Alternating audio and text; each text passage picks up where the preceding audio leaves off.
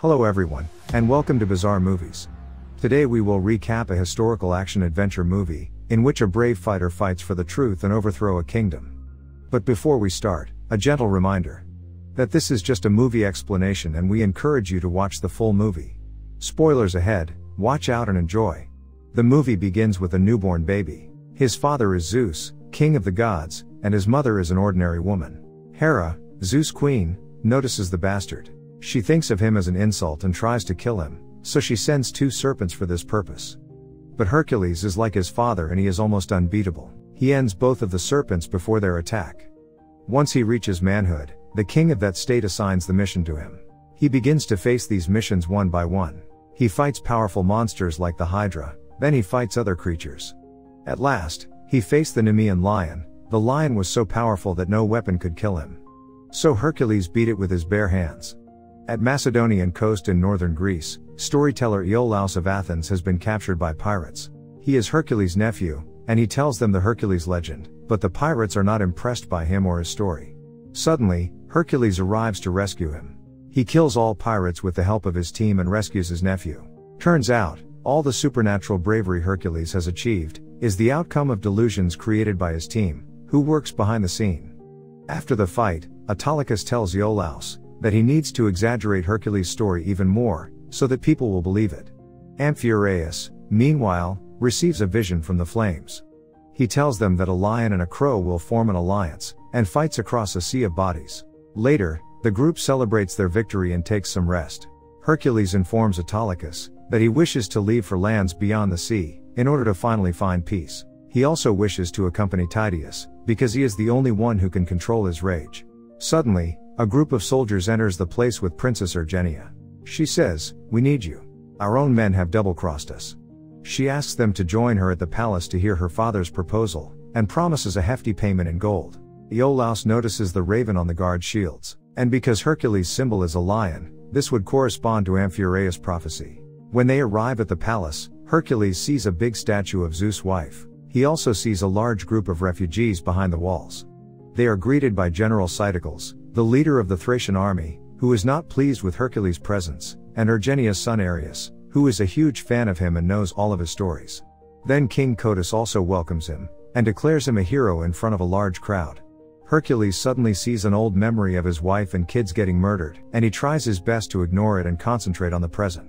They are invited to dinner by the king. He claims that our closest companion called Rhesus has rebelled, and that wars have erupted throughout the kingdom from that time. As a result, we need your assistance to recover everything. He also claims that the accused individual is a sorcerer. Except for gods, no one can defeat him. He also reveals that his army includes a creature called Centaur, half-human creature with the upper torso of a human body, and the bottom part is of a horse with 4 legs. Codus also shows Hercules all of the refugees, who arrive on a daily basis after Rhesus burns down their villages. The next day, Hercules and his team begin training the farmers turned soldiers. Beginning by putting their shield wall to the test, which fails miserably. After a few hours, it is revealed that the opposing army is moving toward them in preparation for war. Codus wants to seize the opportunity to march, and stop him before he goes any further. Hercules advises them to avoid war, citing the army's need for more training time. Codus, on the other hand, does not listen and tells him to get ready, because they will be marching the next day. Later that night, Hercules notices Areus sneaking around to see Tydeus, sleeping chained to a chariot, almost hurting him when he gets too close. Hercules takes the kid out of there, and explains that Tydeus was born in war, and when Hercules found him, he was more animal than human. He witnessed something that so traumatized him that he now never speaks, and relives his trauma every night, but Hercules still regards him as his most loyal warrior. He then returns Areus to Urgenia. After losing so many healers, she taught herself the art of healing in order to assist the army in some way. Areus informs him, "I am your admirer. I'll be like you when I'm old." Hercules gives Areus the Nemean lion's tooth before leaving. He tells him, "I was going to give it to my son, but now I'm giving it to you." The army prepares to march the next day. Hercules discovers Iolaus hiding among the soldiers, intending to fight as well. He reminds him that he is a storyteller, not a warrior, before sending him to the chariot with Codus, and they all depart for the village together. When they arrive at the village, they discover that they are late. Rhesus had already been there and destroyed everything, and the sea of bodies corresponds to Amphiaraus' vision. But Hercules observes that these are not recent murders. It was a conspiracy against them to divert their attention. Some dead bodies suddenly wake up and attack them. Thinking the tribe is under Rhesus' control, Hercules orders the formation of a shield wall around Codus, while he and his team fight.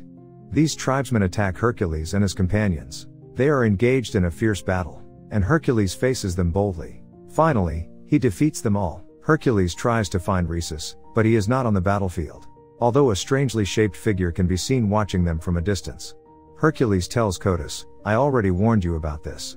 Our army was not ready to fight, and they need more time for training." The king agrees with him. Moments later, Princess Urgenia arrives with the healers. She goes to Hercules' private tent, and helps him with his injuries. After she leaves him to rest, Hercules dreams of an old memory, the bodies of his wife and children, his hands covered in blood, and the king exiling him from the country rather than executing him, so he can live with the guilt of having killed his family for the rest of his life. He wakes up from his nightmare when he hears children laughing. When he enters the forest to investigate, he discovers his dead family among the tribesmen's bodies. He also sees the three-headed creature.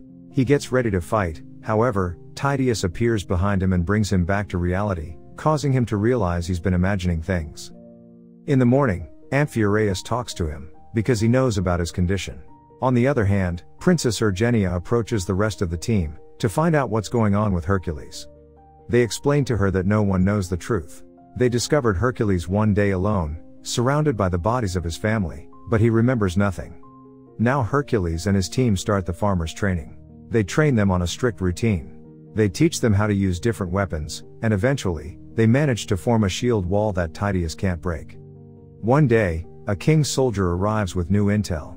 He informs that Rhesus is near a mountain with an army of creatures. Hercules decides to fight with them there before they advance farther into their territory. Some days later, Hercules' army arrives near the mountain. They notice Rhesus with the army of centaurs. As they get closer, they realize they aren't centaurs, but rather a group of men on horses, who are creating an optical illusion by staying against the sun. Rhesus arrives with the king's intel telling soldier to speak with Codus. Codus is asked to surrender, but he refuses, and both sides prepare to fight. Codus' army raises the shield wall and opens the flanks, but the first to attack is Atalanta and her archers, who appear on chariots from the forest, ambushing the enemy as they approach. When the arrows on fire are fired, Amphiaraus opens his arms, ready to accept his fate, but not a single one hits him. Hercules and his army fight with bravery. Rhesus' soldiers flee, but he decides to stay and confront Hercules directly. He runs towards him on his horse, but Hercules easily grabs his horse and throws both of them to the ground. He presents him before the king after enslaving him. Later, they arrive at the king's palace with the captive king Rhesus. Rhesus tries to explain to him that I did not destroy your state. Hercules asks, who is responsible if you are not blameworthy? Opponent king says, think, the king for whom you are battling. He tells him, that Codus is the one who is destroying and burning his own people. In the evening, it's time for the king's coronation. All are mocking Rhesus for his flop show, and he is chained between the pillars. Princess Urgenia tries to bring him water, but Codus tells her to stop. Hercules is observing all these. He gets suspicious and follows her. He asks her, why did you feel pity for him? You can disclose the truth before me. She admits Rhesus is telling the truth when he says Codus started this war. My father seized the kingdom by poisoning my husband, and Rhesus was my husband's loyal soldier. As a result, he turned against my father, and the war began. I couldn't stand up to my father because of my son, who is under his supervision. Codus threatened to kill her son if she rebelled.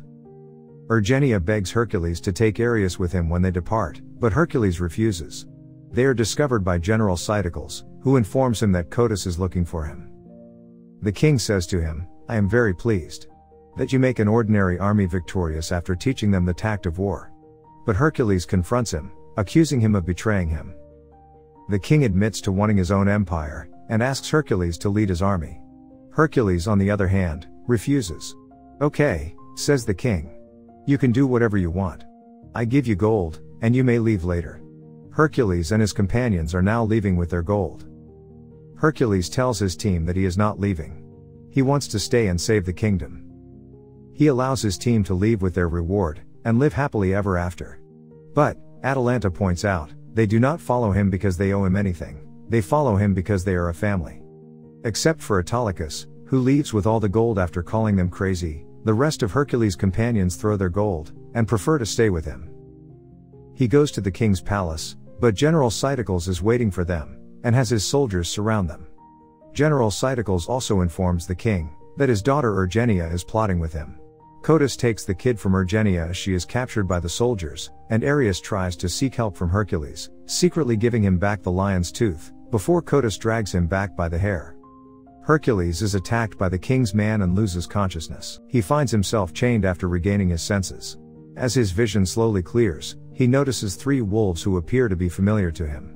They belong to King Eurystheus, who is now entering the area with Codus, because they've been working together all along to rule all of Greece. Hercules gradually regains his memory, after seeing all of his friends imprisoned in cages around him. In his mind, the 3-headed creature has always been an illusion. What he saw 3 years ago were the wolves, who attacked his family after Eurystheus put a sedative in his drink. Eurystheus admits this is true, and he did it because he didn't like how his people called Hercules' name louder than his own, as if he were a god. This could be a threat to his power, and he had to be eliminated. Codus decided to eliminate them one by one. He orders his soldiers to take Ergenia out of her cage and execute her, and Hercules feels useless because he can only watch. His companions, on the other hand, encourage him, saying, "You can do it." Hearing it, Hercules becomes motivated and breaks the chains, freeing himself. He rushes to the princess's help and saves her. Codus and the others rush out of the room, leaving him to the wolves. Ergenia uses the axe and tries to free all companions. On the other hand, Hercules fights the wolves bravely, and eliminates all of them. Ergenia frees the entire team, and they take some weapons left behind by the soldiers. Hercules shows his unnatural strength once more, by lifting a metal door, allowing them to escape the dungeon. Hercules goes after Eurystheus. He begs in front of Hercules and even offers him money. He grabs the king's neck, throws him onto the throne, and stabs him with his own dagger, finally taking revenge on his family. Cytocles suddenly attack him. He throws Hercules to the ground and prepares to kill him. But Iolaus comes there and saves his uncle's life. Hercules finally calls him a warrior. The 2 of them then rejoin the team that rescued Rhesus, and leave the palace together. But they see Codus is there with his huge army. A soldier is holding Ares as a hostage, and Codus threatens to kill him if Hercules does not surrender. All of the sudden, the soldier dies as a result of a knife thrown at him. It's Autolycus, who has returned to help Hercules. They save the child, but the king's armed forces attack them. Tydeus rushes in, to shield the child from the incoming arrows. Ares safely joins them, and Tydeus manages to kill most of the archers, but also is hit with a bunch of arrows in return. Hercules watches Tydeus die in his arms. Before his death, he says the only word he's ever spoken in his life, Hercules' name. After the majority of the flames have died down, Codus' army charges. Hercules uses all of his might, to drop Zeus' wife's statue on the army.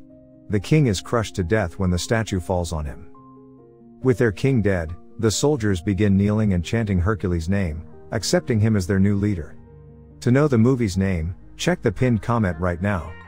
If you like the story, then do watch the full film, and if you want to watch more such amazing recaps, then do subscribe to our channel and enable bell notifications, to receive the latest regular updates. See you in the next recap.